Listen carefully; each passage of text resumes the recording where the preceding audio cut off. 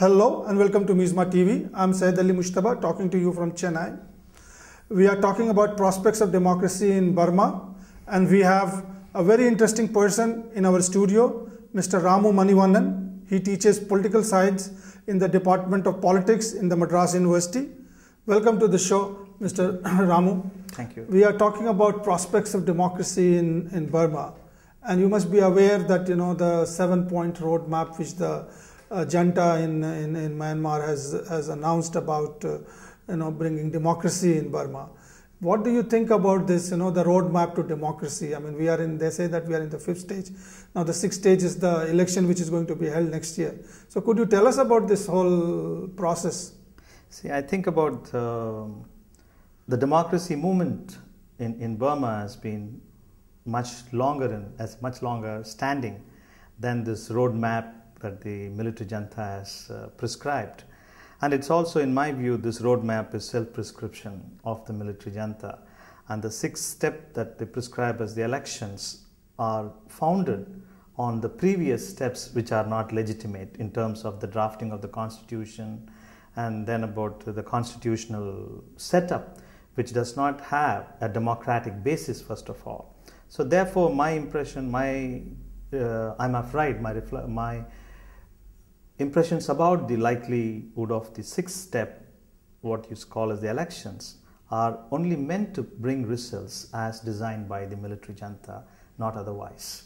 But what do you think, what the international community, whether they should endorse this process, or how does the international community look towards this whole prospects of democracy in Burma? See, there are two ways that the international community always reacts to the military junta's program. For instance, that when the elections were held, the international community appealed to not to hold the elections at a crisis time like they did first. And secondly, there are certain limitations that You mean the referendum, the constitutional constitutional referendum that was being held. The international community did appeal to the military junta and the government not to go ahead with that, but the government went ahead. And then the second aspect is that, and there's the line of the internal right, what you call is the sovereignty of the state, and has rather been excessively misused by the military junta in Sri Lanka, in Burma. And subsequently, in the next steps, when the elections are held, what at best the international governments can do is that the integration of this election with the other democratic forces or other political parties, whether they are going to participate, that's the first thing. If they are not going to participate, there is little less interest for the international community to reflect. The elections are over at that point itself. And if there is a likelihood of parties, including NLD, joining this electoral process, then there is something that the international community can come forward with how the elections can be held and the supervision, the international monitoring. Then the electoral process can come under the scan of the international community. Scan in the sense not scrutinizing, but observation. Well, right now the focus of the international community lays somewhere else. It is not on Burma. The priorities are altogether shifted onto counter-terrorism, climate change, and things like that. Burma comes into a very low in terms of priority. Can you tell us about, what the United Nations or what the US or the European Union or ASEAN has been doing it? See, I think about it's always been very sad that a concern like Burma has had very little interest or little drawing from the international community, except in grave situations, as generated by the crisis, generated by the government or the detention or some kind of upheaval and the mass movements come, the international community responds.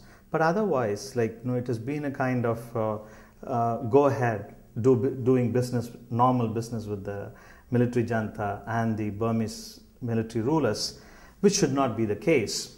And as you have rightly said, the focus is more on the counter-terrorism and then on the climate change.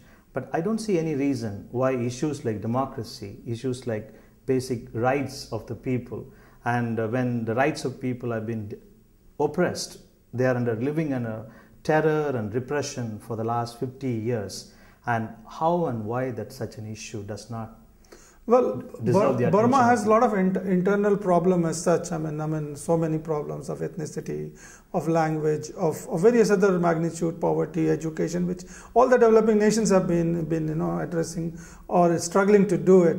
I mean, do you think that this election, which is going to come in next year, 2010, is going to elevate this? It's going to aggravate the crisis, not going to resolve the crisis for the country, unless you have a democratic mechanism, political mechanism, administrative mechanism, and a judicious economic distributional system.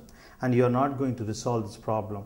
And more especially when the power is absolutely concentrated in the hands of the military, and particularly in the hands of a very few military elites. And how could they ever envisage a democratic development for a country which is besieged with so many other social, political and economic problems? Well, Burma is sandwiched with two great powers, India and China, and they also have their own role to play. How do you see, this democratic unfolding themselves, and how India and China, one is a democratic country, other is a non-democratic country, sees the sort of, thing which is unfolding in Burma actually? See, I think I can understand about the Chinese way, because China has clearly been wanted to play an expansionist role in Southeast Asia and South and other parts of Asia as well. And I clearly see China as an expansionist power. And so as in relation to the expansionism, political and economic and military stakes are involved for Chinese. And it is not new as they are moving on, so their political position as well.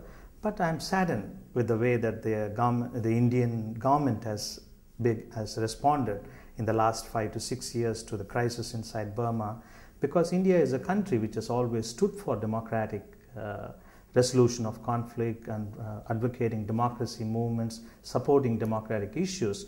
And all over the world, we have stood for last 40 years. And with anti-colonialism and with the people who are oppressed. But now, unfortunately, for the last over a decade or so, we are supporting causes which are not democratic. And this is the best evidence is what we are doing business. The intensity and the attitude and approach to our business with the Burmese military regime does not augur well for our democratic intentions. Well, it's being said that India faces a moral dilemma whether to support the junta for its, doing business, or for this look east policy, or whether it has to go with this, the democratic thing. So India faces that kind of, tightrope walking between bridging the two sides, together. What is your take on this? What should India should be? Morality has never as a dilemma. Moral is a clear, objective choice. So there is no dilemma on that question. When we say that, let us be very clear and agree, and we have some economic interest in a country which is facing and democratic problems, the issues related to democracy, which has not been our concern, at least shown as responded by the government. Then we have interest in the Burmese oil and Burmese business and arms. And now, when we say that what at least that we would expect from, if it's a dilemma, the government should say, and we recognize the National League for Democracy. We want the political problem or democratic issues in Burma to be resolved in a democratic way. And not only by doing and recognizing the military junta, if we also recognize the National League for Democracy, and if we extend our, not support, but sympathy for a democracy movement, then we are clearly saying it's a moral dilemma, which we are not doing. We are not even having a dialogue with the National League for Democracy. On the other hand, we are doing active business and promotion of our interests with the Burmese military junta. So therefore, I don't see a dilemma there. I see a clear choice that has gone on the wrong side. So you feel that India is leaving the democratic path and aligning with the totalitarian state, or the junta as such? I'm afraid I have to agree with you. Thank you very much. Thank you.